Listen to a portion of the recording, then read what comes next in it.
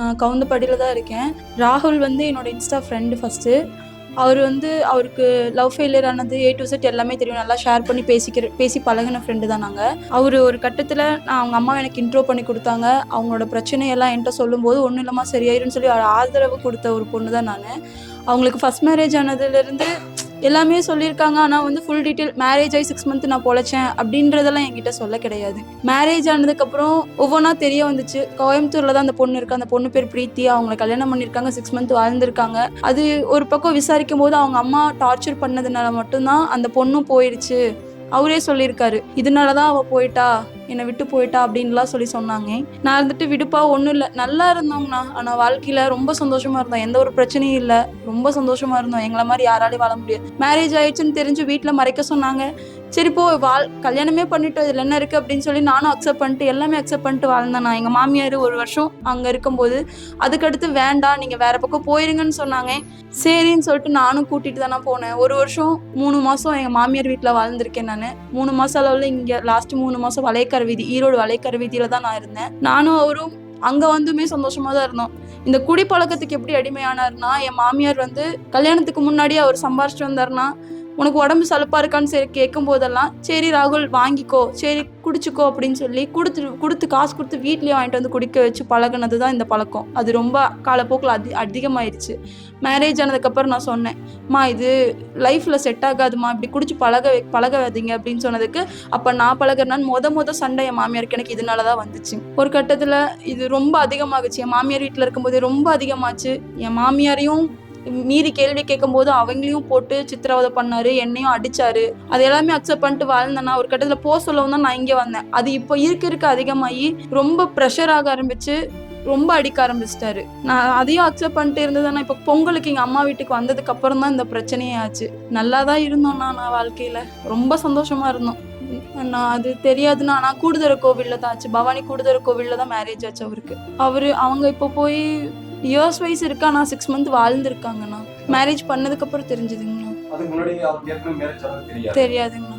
அப்ப அவர் ப்ராப்பரா டிவோர்ஸ் வாங்கிட்டாரா அப்படி எல்லாம் எதுவும் தெரியாது. ப்ராப்பரா டிவோர்ஸ் வாங்கிட்டாங்கண்ணா. ஷீட் முதற்கொண்டு காமிச்சாங்க என்கிட்ட. அதுக்கப்புறம் ஆக்சுவலா டாக்ல இந்த யூடியூப் தவிர என்ன வேலை செஞ்சுட்டு அண்ணா அவர் ஒரு கம்பெனிக்கு போயிட்டு இருந்தாரு. அதாவது வெளிநாட்டுல இருந்து வர போட்டோஸ்லாம் எடிட் பண்ற போட்டோ எடிட்டரா இருந்தாருங்கண்ணா. பள்ளிப்பாளையத்துல ஒர்க் பண்ணிட்டு இருந்தாரு. அதுக்கப்புறம் இப்ப அவங்க அம்மானாலேயே பிரச்சனை வந்து தேவையில்லாம ஓனருக்குலாம் ஃபோன் பண்ணி பேசி ப்ராப்ளம் வந்ததுனால இப்போ அவர் அந்த ஒர்க்கை வந்து டிஸ்கண்டினியூ பண்ணிட்டு ஃபுல்லா ஷூட்லயே இறங்கிட்டாரு. வீடியோ பண்ணி ப்ரொமோட் பண்ணி எடுத்துக்கலாம், ஸ்டோரி போட்டு எடுத்துக்கலாம்னு சொல்லி வீட்டில இருந்தே பண்ண ஆரம்பிச்சிட்டாரு. இப்போ நாங்க தனியா போனதுக்கப்புறம் எல்லாமே நான் தான் அப்படின்றதுனால டான்ஸ் சொல்லி கொடுக்கறதுக்காக டான்ஸ் கிளாஸ், செக் மேட்டுன்னு சொல்லி டான்ஸ் கிளாஸ்க்கு இருக்க போயிருந்தாரு. அதுக்கப்புறம் ஸ்கூலுக்கு போய் கிளாஸ் இருக்க போனாரு. இப்போ லாஸ்ட் டைம் கள்ளக்குறிச்சி கூட ஒரு 10 நாள் போய் அங்கதான் இருந்தாரு. அப்பயும் வீட்டில தான் இருந்தேங்கண்ணா.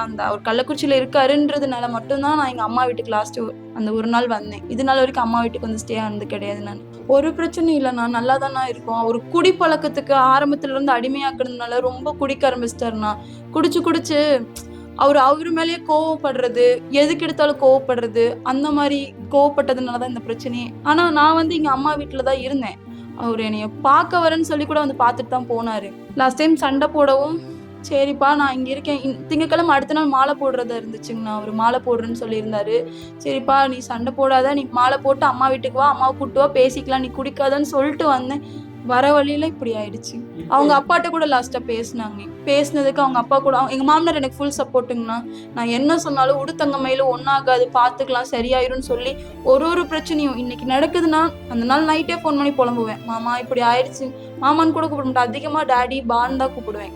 இப்படி ஆயிடுச்சுங்கப்பா, என்ன பண்ணட்டும், நானு என்னை இப்படி போட்டு படுத்துறானே, சொல் பேச்சு கேட்கறானே அப்படின்னு சொல்லிட்டு புலம்புவேன். சரியாயிருந்தா என்ன மாதிரி யாரும் பாத்துக்க முடியாது 2 பேருமே சொல்லியிருக்காங்க. ஆனா இப்ப எல்லாமே என்னை கை விட்டுட்டாங்க, எல்லாருமே விளக்கிட்டாங்க. அவர் இறந்தது கூட பக்கத்துல நெருங்க விட மாட்டேங்கிறாங்க. எங்க மாமி அத்தனை வார்த்தை பேசுறாங்கண்ணா.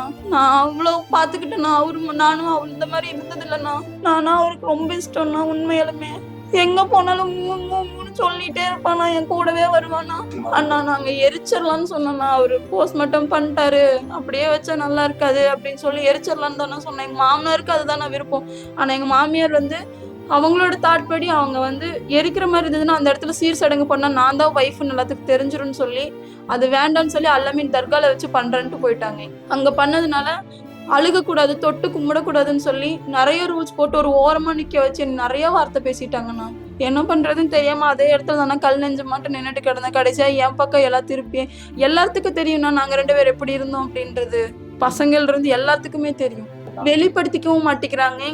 இருக்கும்போது பையனை குறை சொல்றது எல்லாமே பண்ணாங்க. அப்பயுமே அவன் அப்படி சொல்லாதீங்க, அவன் ஒரு கட்டத்துல நல்லபடியா வருவான், வேலைக்கு போகாத, குத்தி காமிச்சு ஒவ்வொன்றும் எங்க வீட்டுக்காரர் சொல்லும் போதெல்லாம் சரியாயிரும் சரியாயிரும் அவருக்கு நான் ஆறுதல் கொடுத்துட்டு இருந்தேன்.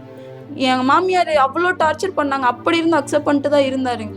எல்லாமே செஞ்சுட்டேன்னா என் அம்மா வீட்டில் தானே செஞ்சேன். யாருமே சடங்கும் பண்ணல, எதுவும் பண்ணலண்ணா. பண்ற கூட நிக்க மாட்டேன்ட்டாங்கண்ணா.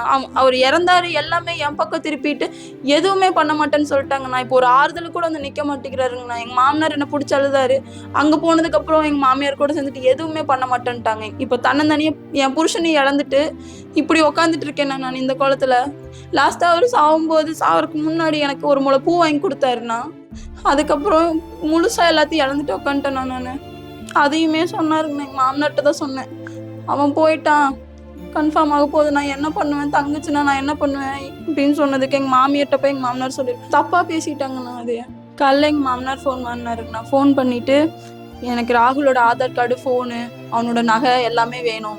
அது இல்லாமல் அவன் சம்பாதிச்சு அவன் கிழிஞ்ச துணியாக இருந்தாலும் எனக்கு எல்லாமே வேணும், அவனோட ட்ராஃபி எல்லாம் வேணும்னு சொல்லி கேட்டாங்கண்ணா. எனக்கு அவங்களும் அவங்க வீட்டுக்கு நான் வரேன்னு சொல்லியும் நீ வராதுன்னு தான் சொன்னாங்களோ தவிர, கருப்பு இன்னைக்கு நடக்குது நான் வந்துட்டு அது போயிடுறேன் அப்படின்னு சொன்னால் அதுக்கும் வேணான்னு சொல்லிட்டாங்கண்ணா. என்னை உள்ள விட மாட்டேங்கிறாங்க, என்னை நுழையவே விட மாட்டேங்கிறாங்க, என்னை அவ்வளோ டார்ச்சர் பண்ணுறாங்கண்ணா. அவர் என் கூட வாழவே இல்லைன்னு சொல்லி அப்படியே மறைச்சிடணும்னு நினைக்கிறாங்கண்ணா. எல்லாத்துலேயுமே ஃபர்ஸ்டெல்லாம் மறைக்கணும். நான் அவர்கிட்ட கேட்கும் போதெல்லாம் அவர் வேண்டாம் வேண்டான்னு சொல்லிட்டு இருந்தாரு. இப்போ அது முழுசாவே அப்படியே போயிடுச்சு. மாமியார் இதுதான் ப்ளஸ்ன்னு சொல்லிட்டு ஃபுல் அண்ட் ஃபுல் அப்படியே பிளாக்மெயில் பண்ண ஆரம்பிச்சிட்டாங்க. எதுவுமே கொடுக்க மாட்டேன்னு சொல்லிட்டாங்கண்ணா. வர வேணாம், எனக்கு அவ வேண்டாம், எனக்கு என் பையன் போயிட்டான், எனக்கு என் பொருள் எல்லாமே வேணும் அப்படின்னு சொல்லிட்டு அவங்களோட வண்டி, அவங்க பையன் எல்லாமே வேணும்னு சொல்லி நிற்கிறாங்க. ஆனால் நான் அதை நான் கொடுக்க மாட்டேங்கண்ணா. நான் வாழ்ந்துருக்கு, எனக்கு அது ஒன்று தான் அடையாளத்துக்கு இருக்குது, நான் கொடுக்க மாட்டேன். அவனோட ட்ரெஸ்ஸிங், அவரோட ட்ராஃபி, இது மட்டும்தான் என்கிட்ட இருக்கு. இது எல்லாமே வேணுங்களாமா, எனக்கு எல்லாமே வேணும். அவர் வச்சிருந்த ஏசி முதற்கொண்டு எனக்கு எல்லாமே வேணும் அப்படின்னு சொல்லி கேட்குறாங்க. எல்லாமே இருக்குங்கண்ணா, எல்லாமே வச்சிருக்கேன் நான். எனக்கு தாலி பிரிச்சு கோத்தது, கல்யாணம் ஆனது, எங்க மாமியார் என் கூட வீடியோ எடுத்திருந்தாங்க, என் மாமியார் என் கூட வீடியோ எடுத்தது எல்லாமே வச்சிருக்கேங்க. நானும் எங்க வீட்டுக்காரர் தனியாக இருந்தபோது போட்டோ எடுத்தது எல்லாமே வச்சிருக்கேங்கண்ணா. எங்க மாமியார் என் புருஷனை எப்படியெல்லாம் பேசினாங்கிறது முதற்கொண்டு ஆடியோ வச்சிருக்கேன், எல்லாமே நான் வச்சிருக்கேன். அவங்கனால மட்டும்தான் என் புருஷனை விட்டு போயிட்டான்னு நான் சொல்லுவேன். அவர்னால மட்டும்தான் நான் இழந்துட்டு உட்காந்துட்டு இருக்கேங்கண்ணா அந்த மனுஷனை.